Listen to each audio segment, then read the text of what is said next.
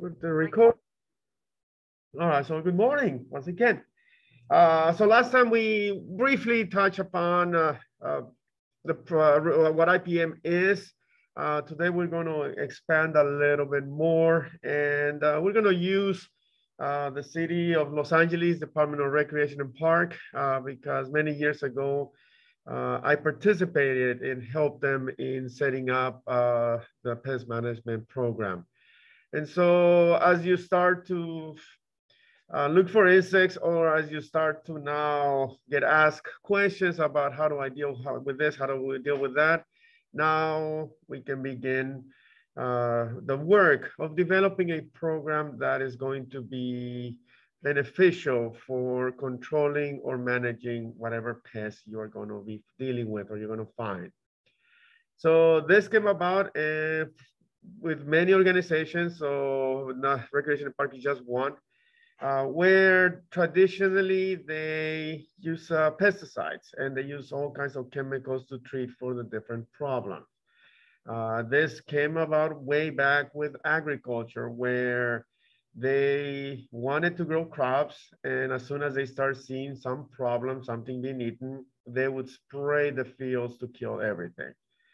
And inevitably, because of how of diversity, there would always be some insect that would be resistant. And that insect is now allowed to multiply, has a resistance, and over time, whatever product, chemical was being used is no longer, does not do the job anymore. And so now we have to use a stronger product. And that started a ugly race of getting new products, new chemicals, stronger products, stronger chemicals, polluting the environment, killing all the insects, and creating a big problem for the world. And so that's when IPM, or Integrated Pest Management, started to become popular, where now can we figure out a better and an easier and a healthier way to deal with the problem. We're still going to use chemicals, but it's no longer just let's spray everything and try to get rid of the problem. So the other thing that is you should be aware of when you are going to be dealing with any kind of chemical treatment, the beneficial insects that would normally be there to lower the population of the pests are going to be a lot more sensitive to the product or the chemical, so they will die first. So in the beginning, when they were spraying, the beneficial insects got killed, that they no longer could suppress the pest. The pests became bigger in numbers and the problem got worse. And so, no. Just be aware whenever you're gonna spray any product, any chemical, be aware of the beneficial insects, be aware of the good guys, because if you kill those good guys, then there's nothing to lower the population number of your pest, and then you're gonna have to rely on the harsher chemicals. So it became an ugly cycle. They didn't understand it. They didn't look into other methods, other means of controlling pests. They simply got into the train of just spray and we'll solve the problem. And they have to keep on spraying.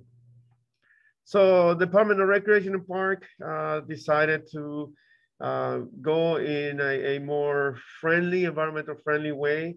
There is parks that will have landscapes.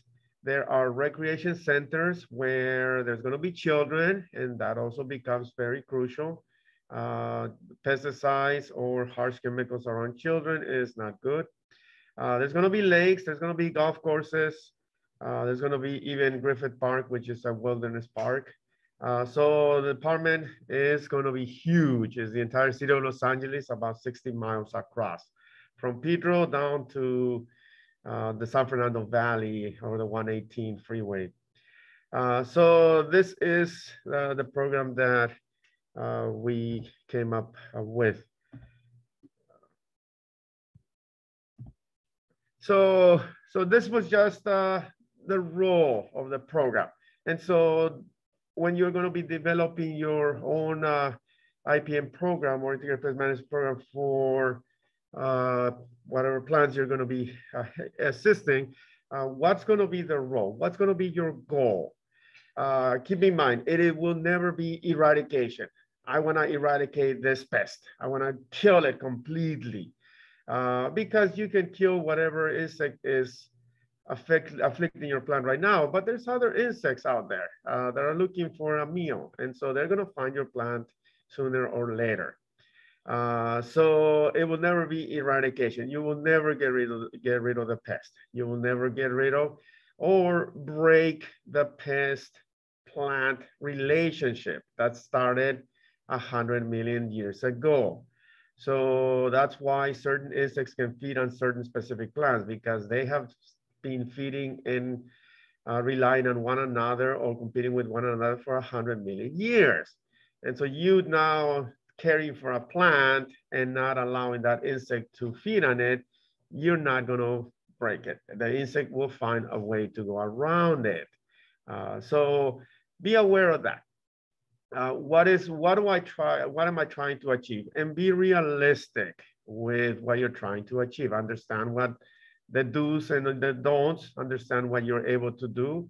Or if you are gonna be, gonna maintain a pest-free environment, then be prepared to spend a lot of money with some of the products that are gonna be very harsh and bad for the environment and bad for the health and bad for everybody else. So this was just some of the roles. Maintain the healthy of the park. We wanted to have nice parks. We still wanted to have some green area for recreational purposes. We wanted to have some naturalized area for passive recreation. And we wanted to make sure that the park still looked pleasing or aesthetically pleasing. So that was one of the goals, the roles of the department. Mitigate the pest that may be affecting the health of the patron. We dealt with wasps that were fighting for the burger when people were having a picnic. That was a problem. We dealt with some flies that were also feeding on the people's lunch. That was a problem. We dealt with sand wasps, which are non-stinging, but they were making their homes in the sand, in the recreation or the play area. That was a problem. We've also dealt, or we got phone calls that there was a lot of bees on the flowers on a tree next to the entrance. Like, that was not a problem, but educating the people, educating the public as to what is doable or not is also very important. So don't sell that. We're going to take care of this problem. You're not going to deal with this again. That's not real. You can control it, you can mitigate it, you can help it, but be aware of the reality of things, and don't promise things that are going to be impossible. Utilize the least toxic product. Integrated pest management is not organic. Integrated pest management is not chemical free. Okay, so yes, we are going to use whatever possible method. We are going to use mechanical methods first. We're going to use biological control. We are going to use some of the organic products that we mentioned before, the oils, the bulk oils, the neem oils.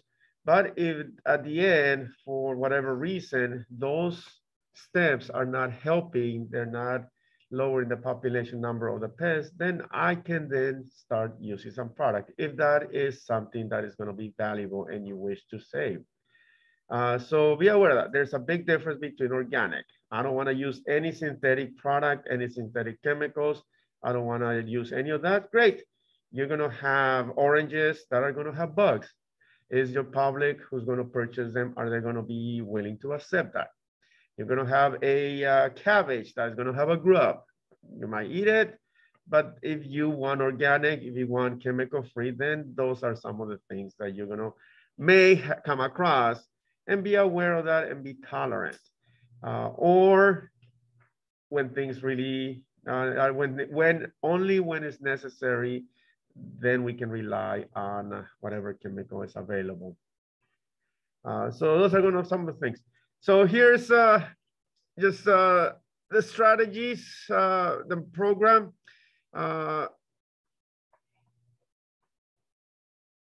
last time we talked about the health of the plants and keeping the plants healthy. And so that's going to be the prevention or the prevention. That is already half the battle. If you are able to have happy plants that are going in the right area with the right humidity, that are not going to have under any kind of stress, they are not going to be prone, or they're going to be able to suppress or fight off most of the ailments, most of the problems, or they're going to be able to tolerate the damage from the insects. So IPM needs to focus on the preventative. And unfortunately, most people, when they have a problem, it's already at the end. When it's already, they notice it. If they notice it, that's already a problem. And they want to be eradicated, and they want to get rid of it. So the program needs to be preventative. It's going to entail a lot of monitoring. You need to be observant. You need to look at what's happening. You need to look at insects. You need to identify the bad guys. You need to monitor for some of the beneficials. If beneficials are present, then you know that there is already some control that is happening. And so that can help you in determining whether or not you might even need to use any other product. So we're going to prevent, and we're going to suppress the problem with obviously low minimum impact to the humans, meaning we're still going to have the open centers, or the recreation center was still going to be open, only if it happened often when there was recreation centers that were not kept as clean. They didn't sweep after some of their activities, and they left a lot of crumbs. And obviously you leave crumbs, your sanitary practices are not as good as they should be. That is going to invite certain pests. And so now we have to close the center down and spray for roaches and roaches. It happens. It happens with restaurants. It happens all the time. But it's a preventative to continue to allow for the area to be used, but or at least be used and not close it for a prolonged period of time. As well as the environment, keeping in mind that we already blame, and we are probably responsible for a lot of the pollution in the environment, at least in the inner city. A lot of the pollution comes from yards and landscapes, and it is referred to as a non-point or non-source point pollution, meaning that you cannot trace it to an individual house. So all the house, when there's runoff, somebody sprays their roses for some bugs, some insect that they don't want. All that product, if it rains, then it's going to be washing down the gutter, and it's going to meet the rest of the pollution from the other homes that will eventually go into the ocean. So that is going to become a lot more important as they're trying to make areas that are going to be zero runoff, so that everything you have or everything you use in your garden is going to stay on site, or that would be the ideal. But until now, that's not possible. And then avoiding damaging the non-targeted insects.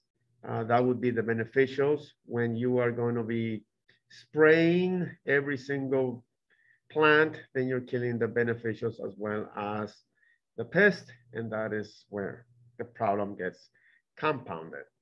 So that's enough about it. So the objectives for an IPM, then you got to figure out what's your objectives. Minimize hazards to human health and environment. That was what the Recreation and Park decided to do. Still, while maintaining the health of trees, shrub, flower beds, and or natural areas.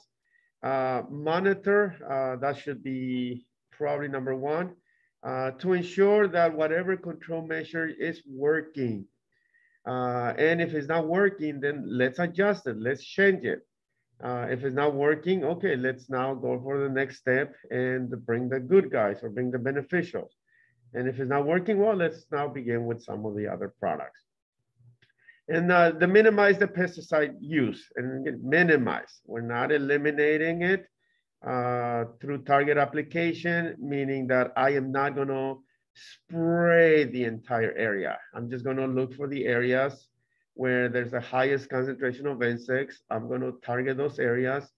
By targeting the highest concentration, I'm going to lower population number, thus reducing the stress on the plant and allowing them to recover. So those are some of the few objectives that the department came up. Still working with the community, still allowing for the areas to open. Did we deal with fleas? Yes, there were a lot of feral cats in the area, and inevitably the play areas would have fleas all over the place.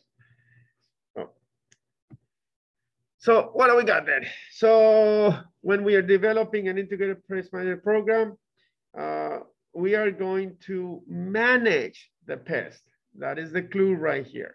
We're not eradicating, we're managing, we're working with whatever products, whatever options we have to control the pest, to balance it, to bring its numbers down so that it's going to be good for the plants, but we're also the cost, and that never forget the cost. Because if you're recommending a product or you're recommending some of the beneficial insects, they're going to be relatively expensive. They're not cheap. So if the person is not willing, or if somebody's not willing to invest the money, then no matter what you recommend, it's not going to work. And that's, you need to be aware of, because sometimes the time, the products, the labor could be more in some of the other methods rather than just going there and spraying. Public health, be aware of certain laws like schools, because there's not too long ago there was laws that passed that protect or prevented or prohibited the use of pesticides near and around children or schools. And so if that is an area that you might be working with, then obviously IPM strategies may be good or maybe better for some of those areas. And just the control options that are available, beginning with the health of the plant, you are going to do whatever it takes, whether it be changing the plant if it's in the wrong area, whether it be adjusting irrigation so that it gets optimum water, or not a lot if it's the case. So that's going to be your first step, the health of my plant. That's going to solve 50 to 60% of my problems. Then if there's still a problem, you can do either mechanical, which means I can go there with, if it's a weed, I can go there with a cultivator and remove some of them. I can go there with a weed whacker and knock them down before they set seeds, so that now I don't have to deal with the bigger problem later on. Or biological, if it's available, and that is very important.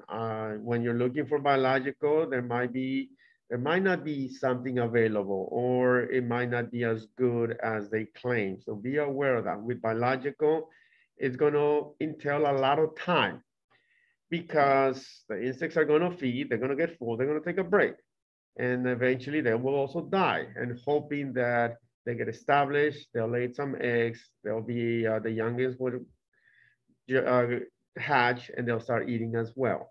So you have to keep monitoring for population numbers of the beneficials as well.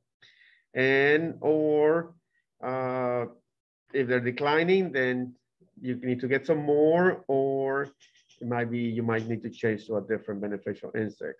And I'm saying if it's available, because not all of them are available here in California, or not all of them are commercially available, so that you might need to raise them yourself if that's the case. So mechanical, and then biological, and then the chemical, beginning with some of the lowest toxicity. And we'll talk about that later. So the organics, the oils, the soaps, the lower toxicity, and then eventually increasing into the other products.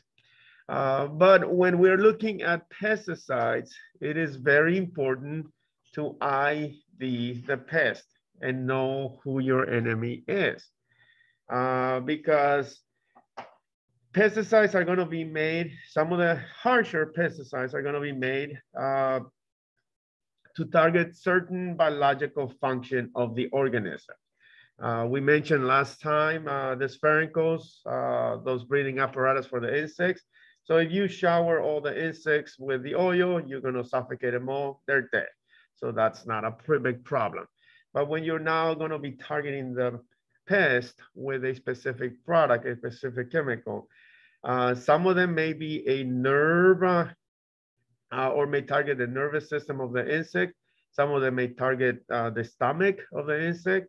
And since insect and arachnids and other pests are going to be different, it is very important that you identify the pest so that then you use the right product. So when you are dealing with the insects, you come across a problem. Well, I see that there is a true insect that is causing a problem on my plants, the scale that we're growing on the oranges. Then if it's a true insect, then the product that is made to kill insects is going to be an insecticide. If you are going to be dealing with weeds, then the product to kill weeds or plants is going to be an herbicide.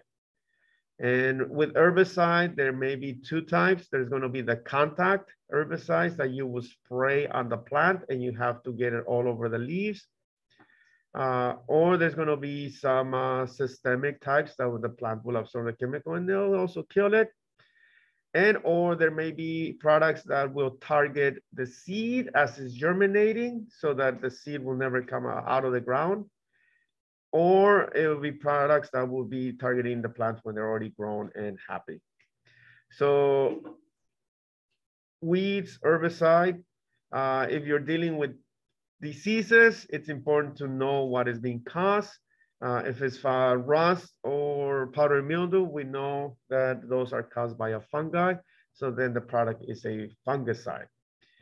And fungicides are not going to kill weeds. Fungicides are not going to kill insects. It's just targeting for the metabolic functions of the fungi. Algae, we mentioned last time for regarding lake management, the Department of Recreation and Park routinely spray for algae at Lake Machado or Harbor Regional Park, not too far from here. So algicide, if you are having problems with weeds, or in other cases, if a swimming pool is not well maintained, then they'll get a lot of algae and then they'll have to use some kind of algicide to kill it. If it's rodents or gophers, rats, mice, then it's a rodenticide, a product that is used to kill the rodents.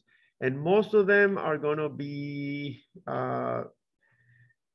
used in a feed. So they'll put a bait, and most of the rodenticide, there's going to be gases that will suffocate them. But otherwise, you might see the homes or those boxes that are set around buildings, restaurants.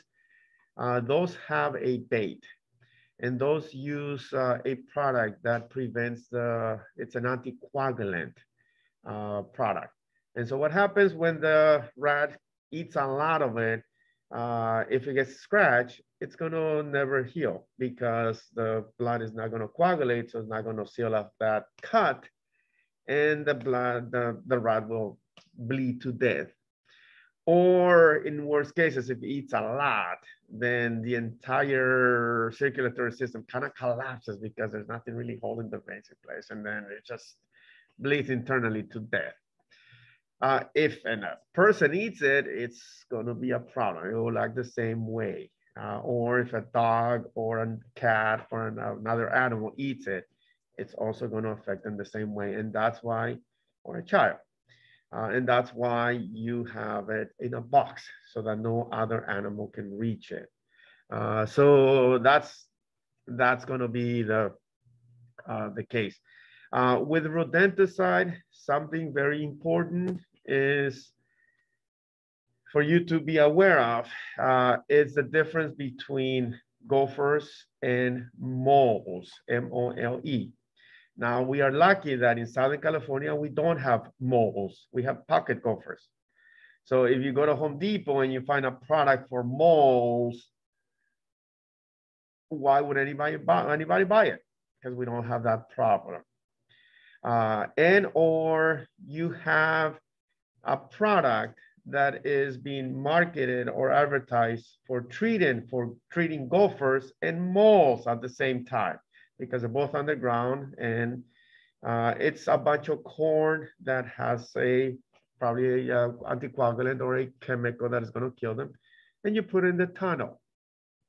However, the diet of those two animals is very different. Pocket gophers are vegetarian, where a mole is carnivorous. So when it digs, it's looking for grubs, it's looking for earthworms, it's looking for protein. And so here's a product that you put corn with a chemical for moles, the moles will never touch it because that's not what they eat. So understanding the animal, understanding the diet, it's very important so that you're not buying this product for treating this pest, but this is going to be worthless and useless because you're not really targeting how the product or that animal, because some of the companies don't know. Question? Yeah, on the herbicide, the fungicide, and outside, that won't hurt the benefits of insects because it's not an insecticide? So, yes, correct. Yeah. No, she needs to come to the side. I don't think she has clearance. Then we cannot do anything about it. She can join the other side. Okay. Yeah, we're not allowed to open gates. It depends on what it targets. So an herbicide, let's bring Roundup. Yeah. So let's bring Roundup into the discussion. There's been a lot of controversies over Roundup and the health impact that is causing people. So Roundup is, and many other products, is targeted or is targeting the photosynthetic cycle of the plant. And so the claim was that because humans and animals, we don't really photosynthesize, then Roundup would not really affect us. However, the product did find a way to somehow affect the nervous systems of people in a different way that they were not expecting. So that's why, well, ideally, most of the products before they get registered in California, they have undergone a lot of the testing, but obviously we know that in a period of certain years, things could change, or we can know the truth. But that's how they were selling it, and that's how many of the herbicides are going to be carrying out, or they're going to kill the plant by targeting the photosynthesis. And or if in this case, Roundup can also kill algae, because algae some of the algae does have photosynthesis or carry a photosynthesis. But because fungi do not, then Roundup is not going to kill fungi or animals. It's more of a long-term consequence rather than like a kill, like we see some of the weeds being killed by it. So it's whatever is targeting. The nervous system, the respiratory system, and however that functions on that specific pest is what this product may be targeting. And when we're dealing with the pesticides, the ones that are going to be what they refer to as a broad spectrum, that are going to target more than one area, are going to be better. Because when you bring it specifically to just targeting that one area with that tiny nervous system of this very insect, then that gives the insect a lot of opportunities to overcome it. And that's when then it gets worse and you have to change the product, change the formulation, and start all over again. So look at the product, and all of that information, it's available. So all of that is public when a product is registered in California. And that's why I keep saying, make sure that it's in California, because if somebody's using it in Europe, somebody's using it in South America, then we might not find that information because it's not in California. Question?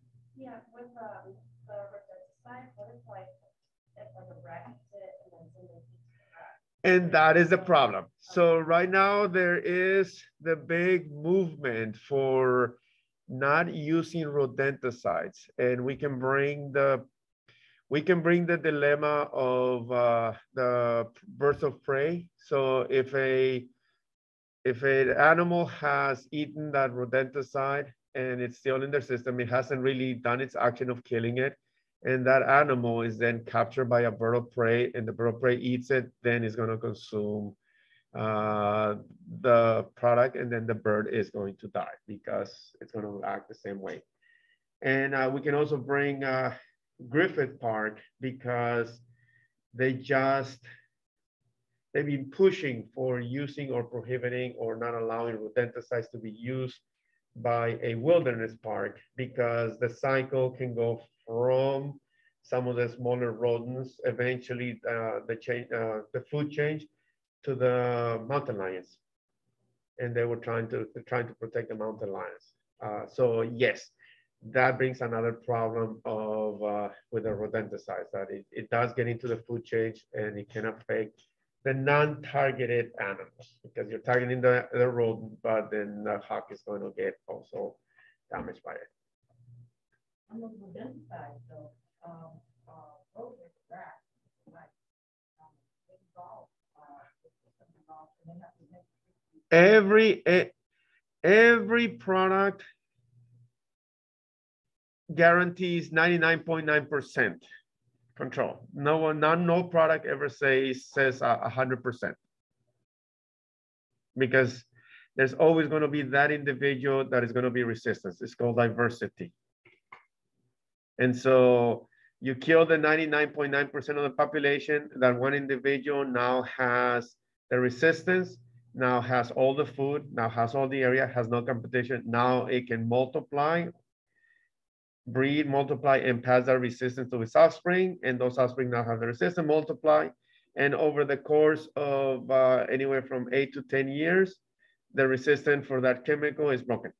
And now they have to change the formulation so that it's going to act or be able to deal with the new strain of rat that has the resistance to the product that you were using before. That's why the products have gotten stronger over time.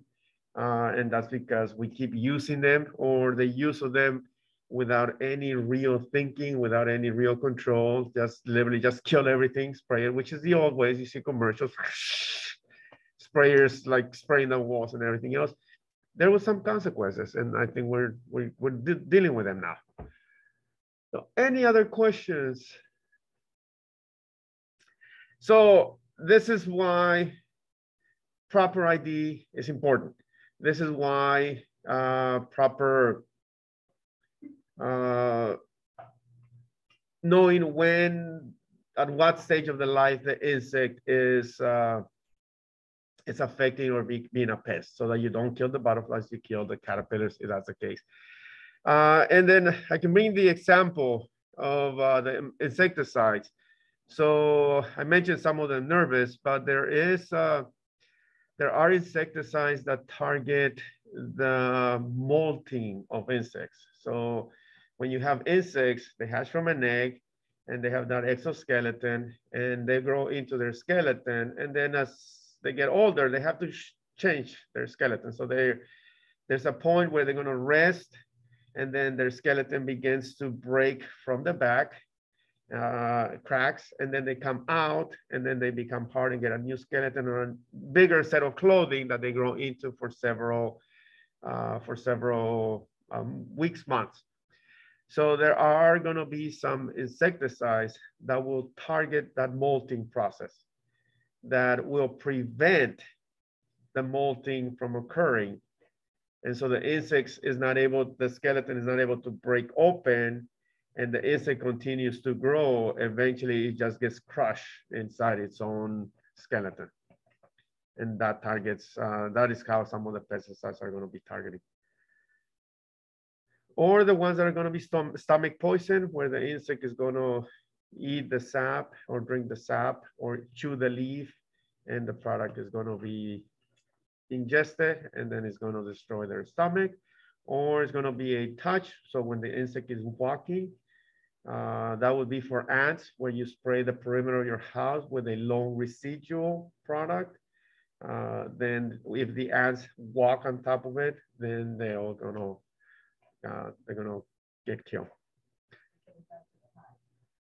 No, ants. This is contact. That would be a stomach poison where you have a bait and you take it back to the hive and you share it with they share it with their sisters. So that is a stomach poison. So start wondering how is this product going to be targeting and dealing with this pest. So any other question? And I think there's a bigger discussion about pesticides later on. So this is just the importance of IDing and the products that you be using. So here's the structure that the Recreation and Parks came up with. Observe the presence and monitor population. So that was the thing. So what I'm going to recommend is that you determine how much you are willing to tolerate. If you're going to be dealing with a person that says, oh, I do not like bugs, I hate them, kill them on site, then you know what? An IPM program, an integrated pest management program is not for them. So then you can step away from it and let them go buy whatever product they want from the store, and they're going to poison themselves. So you're going to monitor, and you need to come up with a threshold. What percent, what number of insects are you willing to tolerate on a plant? And once that threshold, once that number is now exceeding by the insects, because now it's summer, they're multiplying quicker, my beneficials are not doing the job right now, and it's going to happen, then you can start taking the corrective measures to begin to lower population. Hopefully by then the beneficials have now started to multiply, they're doing the job, and the problem is solved. So population number is important because the number is what's going to hurt the plant. 1 or 2, not a problem. 3 or 4, not a problem. 5, 6, okay, I need to keep an eye on this. 7, 8, all right, I'm still okay, but I'm going to still keep an eye on it. Reaches 10, okay, let me begin to take some action to deal and make sure that it doesn't get worse than this. So find the threshold, find the number that you're willing to accept, that you're willing to work with. And then once the number is exceeded, then now start taking some of those corrective measures, whether it be mechanical, biological, or any of those other means. Selective target or selective the pest, targeting the pest, whether it be at what stage or whether it be in a specific plant and not another, just so that you know some numbers. And then maintain the plant health. Always remember that. So you might need to readjust your irrigation. You might need to move a plant. You might need to do look at what's the problem or ailing my plant so that you can correct it, bring the health back, and the plant is going to be okay. So that will be adjusting the cultural practices. Very important. Utilize the biological or the mechanical control. If first, determine if a pesticide intervention is necessary or appropriate, or is also cost effective. I mentioned before that sometimes a product is going to be a lot more expensive than replacing a plant. But if this is my grandma's award-winning hydrangeas, then obviously those are very valuable. So now I am going to, or I'm willing to invest a little bit of money or a lot of money into doing whatever it takes to save them.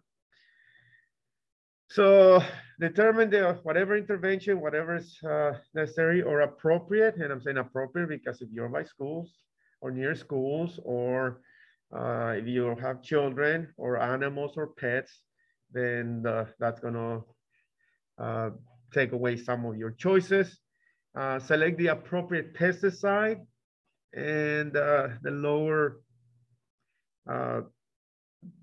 ones with the lowest toxicity first, and target an area, target some insects, lower population number, and very important, document all observation, monitor information, document whatever treatment you have done, and if the results you're getting, and if you're not getting the results, then readjust it, reevaluate it, readjust it, and if you're not working, reevaluate it, adjust it. Eventually, you'll get a control over the problem. And there's a photograph of a younger me right there in Griffith Park. Oh, going back. The last one. So in that photograph, that was after the 2007 fire, and the first thing that came after the fire were weeds, castor bean. And so it was my duty to go around and find where some of the biggest populations of the castor beans were located, so that then we'll send somebody to do whatever treatment in Griffith Park, because we don't want to spray non-targeted plants like natives, or minimize the chemicals in the environment. When the plants have a thick stem like castor bean, then they get injected in the stem with an herbicide. And so it remains on the body of the plant and doesn't go anywhere. And just be aware of the different groups that are out there. This is important, the different groups that are making sure that these people don't pollute the environment.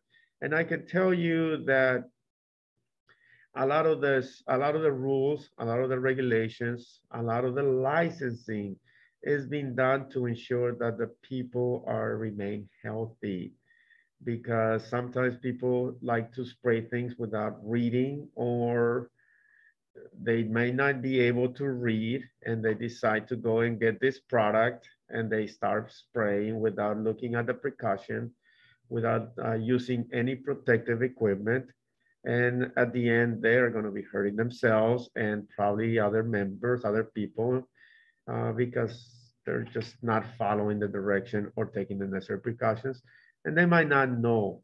And unfortunately, that's still the case. But know that the Environmental Protection Agency, EPA, you may hear about it. That's going to be in California.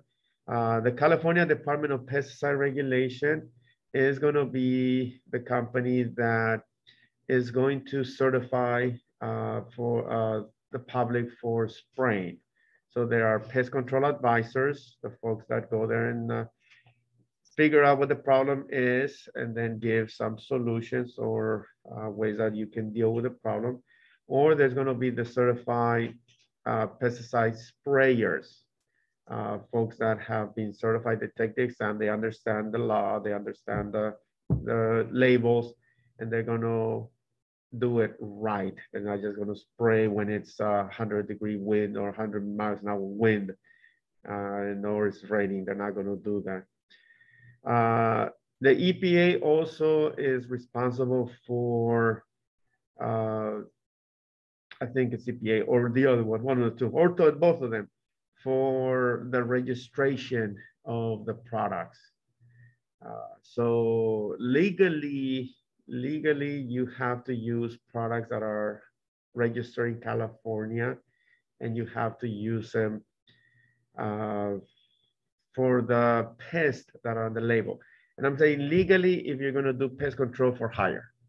If you're going to do it at your house, you don't fall under this category. So you can use whatever you want. But when you're going to be doing what is referred to as pest control for hire, then you have to use California registered products. So don't go to Nevada and bring back some of those good products that they might sell over there, because they're testers and they don't mind killing them.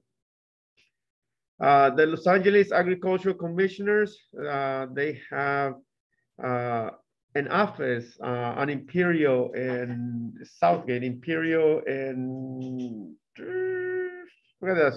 but they are the ones that are going to be monitoring for pests. So they are going to be the ones that are going to be putting the green traps, monitor traps on citrus and or your yard. They drive around. They're going to be the ones who are going to monitor for Mosquitoes, because that's also important. So I think I share with you their site because they're going to be one of the best sources for LA County, because that is their jurisdiction. There is one for Orange County, and I think every county has one of this office. It's agriculture commissions or LA County Department of Health Services. So we have the health department. We all know LA County, Long Beach has their own, so they're also involved. And the city of Los Angeles works with entomologists. Those will be the insect expert, or plant pathologists. Those will be the plant disease expert. There are some through the UC Davis Cooperative Extension. This Department of Agricultural Weights and Measures also has plant pathologists on site, and they also have an entomologist. So when somebody is out there looking, the insects that you're collecting, if we determine that that is a new insect that has never been reported in Los Angeles, then it is to them that we deliver it or send it to them. And they'll say, yep, that's a new one. Here's information. Now we have records that this pest is now in Long Beach. And they come and they monitor and see if it's a real problem or how bad it has gotten. And not too long ago, I think they found some insect, I don't remember the name, but here in Long Beach, and not PCC, or so it was quarantined somewhere in the east side of Long Beach. So just know these groups. We'll talk a little more about them. And so that's in a nutshell, kind of a summary of some of the important things that you should just consider or have in mind as you are trying to create or work or design or come up with a way to control the pest, and gotta get up an IPM program as they refer to. So are there any other questions? I think that's it.